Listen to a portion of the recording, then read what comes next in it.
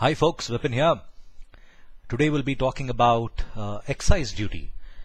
Now this is something which is a fairly technical topic, so I will try to be as simple as possible when it comes to using the language related to taxes. There will be a lot of jargons for this particular video, so I apologize in advance. But if you have difficulty in understanding anything, leave them in the comment section below and I will certainly get back to your query. So let's look at what taxes are. Now taxes are something which everyone hates, but this is something that you cannot avoid. Now you might tell yourself that, yay, I don't pay income tax, but you do pay a lot of indirect taxes without your knowledge. Okay, now taxes are classified into two divisions. One you call it as direct tax, the other one you call it as indirect tax. Indirect taxes are the ones which we pay without our knowledge. Now for example, a very famous indirect tax you would have come across would be service tax. Service tax is one of the reasons why getting a haircut in an expensive salon will cost you a lot more than usual because of the service tax that they go about adding to that. There is service tax that is levied on watching a movie. There is service tax levied if you have a cup of coffee in coffee day, or if you eat out at any restaurant, there is some amount of service tax levied as well. So service tax is something that we pay without our knowledge because it is considered as part of the overall bill. They don't really charge you separately at the end of the year saying that you went to the following restaurants, now start paying the taxes for that. So indirect taxes is something that we always pay without our knowledge. Excise is one of those things that we pay without our knowledge. Now I'll tell you what excise is in a moment, but before that a little bit info when it comes to direct taxes. When it comes to direct taxes, you are the person who is considered as the payer of those taxes. Now when I say that, I mean if I were to pay income tax, it says that Vipin MKS is in fact the person who paid this total amount. But when I say I've paid service tax and I have although in fact paid that amount from my pocket, it is coffee day, that restaurant where I've actually eaten, that is the entity that is considered to have paid that service tax. Under the eyes of the law, it's considered that coffee day has paid the tax. It will not say that I, Vipin, have actually paid that tax. That's why in one case you call it as direct tax, in the other case you call it as indirect tax. So moving on, getting to the details. Oh, sorry about that. Yeah. What is excise? Now excise is a tax that is levied on most manufactured goods. Now there are some exceptions when it comes to what products are exempt from excise. I'll tell you about that in some time. So you have excise duty that is levied on everything. Paper, cigarettes, alcohol, pickles. I gave the example of pickles here because I've noticed that when I buy certain brand of pickles, the price of the pickles vary depending upon the state you are in.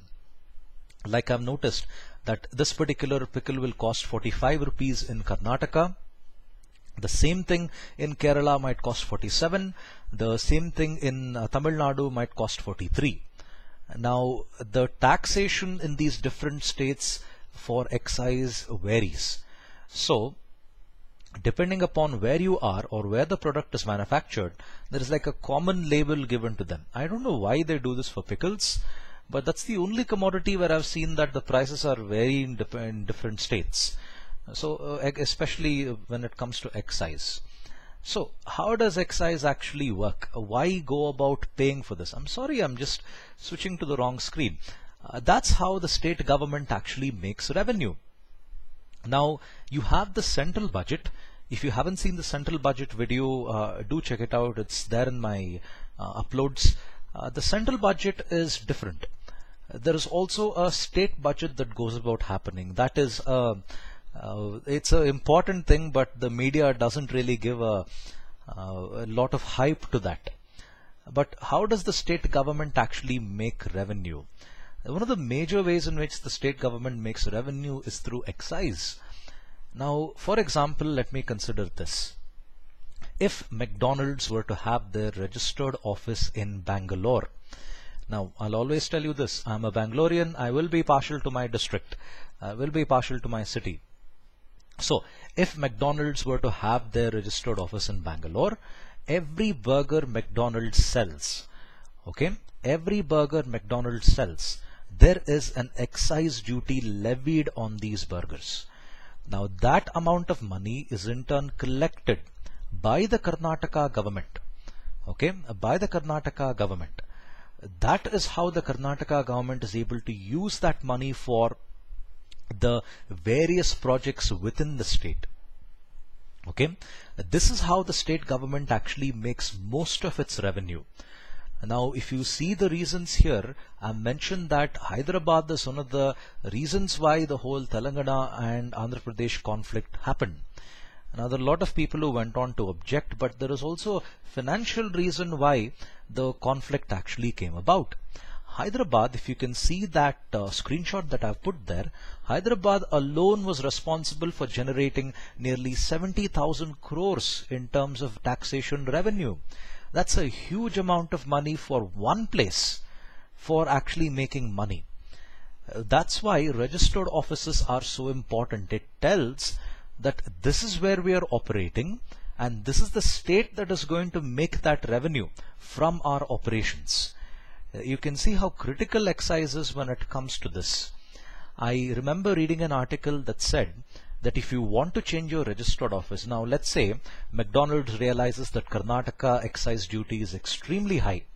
Let's move to a state where the excise duty is quite low. Let's say, for example, we'll move to Gujarat or Rajasthan, where the excise duties are quite low. If they go about doing that, there is a very good possibility that the High Court of Karnataka will deny the motion for transferring their registered office from Karnataka, from Bangalore to a place in Rajasthan or Gujarat. They know very well, the High Court knows very well that if these guys leave Bangalore, leave Karnataka, the state is going to lose a huge amount of money in terms of taxation revenue. This is how freaking important excise is. And we've all paid excise duty without our knowledge. You have bought a pencil, yeah, you've paid excise duty. You've bought a chalk piece, you've paid excise duty. You have bought a pillow, you've paid excise duty. A bed sheet, you've paid for it. It's there for practically everything.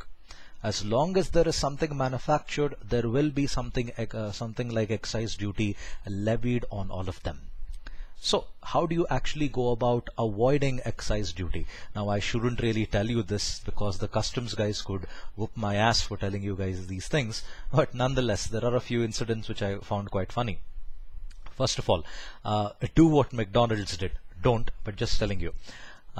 McDonald's soft serve should be classified as ice cream for the purposes of determining excise duty. Now, you can see the excise duty actually goes about defining. There is a proper definition for different products that you come across. For example, if you want to call something as atta, there is an excise duty rule that says you can call this as atta provided it contains the following ingredients. You can't blindly call anything as atta. Believe it or not, there are definitions for all these things as well. So you can call it as ice cream if it's a frozen dessert with 8% fat content. Okay, with 8% fat content.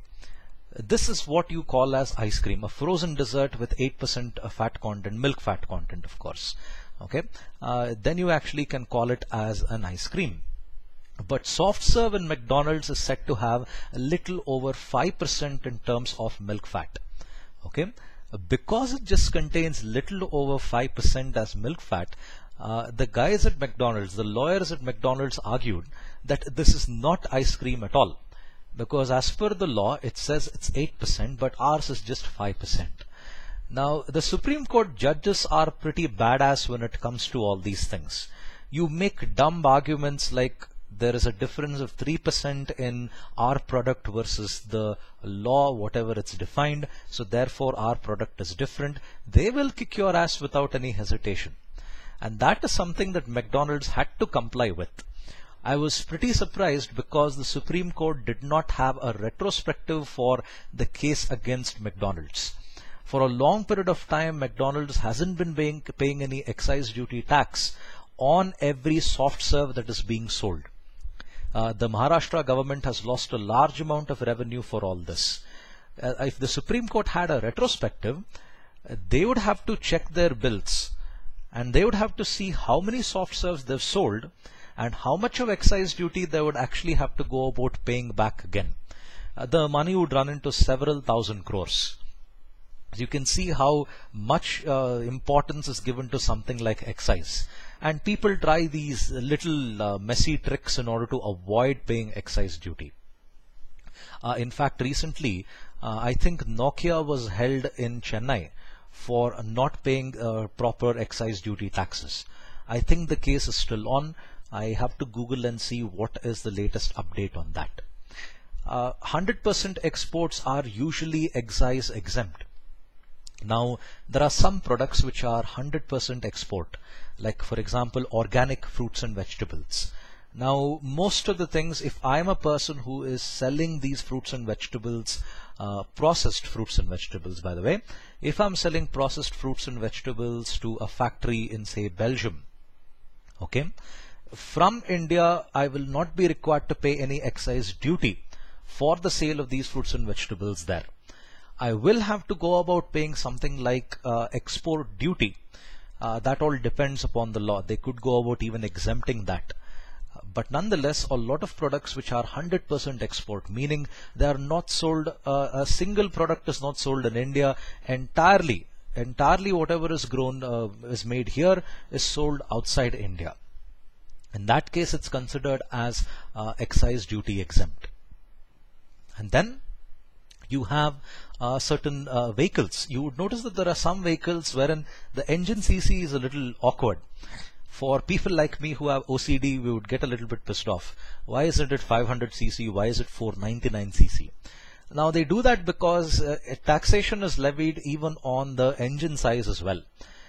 If you have a 1000 cc vehicle, you would never see the guys actually manufacture it to 1000 cc. They'll keep it to say 998 or 999. They know that because if you exceed that 1000 cc barrier, the amount of excise duty you need to pay is more. So that's one of the reasons why they keep it lesser than 1000 cc, 999, 998. And if you're a person who's buying a car, that 1 cc really doesn't make a difference. It really doesn't make a difference in the from a macro point of view. So we don't really care. Okay, it's not 1000 cc, it's just 999 cc. It's all right. So this is the things when it comes to excise. There is a lot you can learn about excise if you are specializing in indirect taxes. I love indirect taxes because they're extremely complicated and they're fun to learn. Just Google the various excise duty, the various indirect taxes that are there, and you'll find a lot of interesting read on that. Thank you for your time. Have a nice day. Bye. And of course, do leave a comment if you like this video. Bye.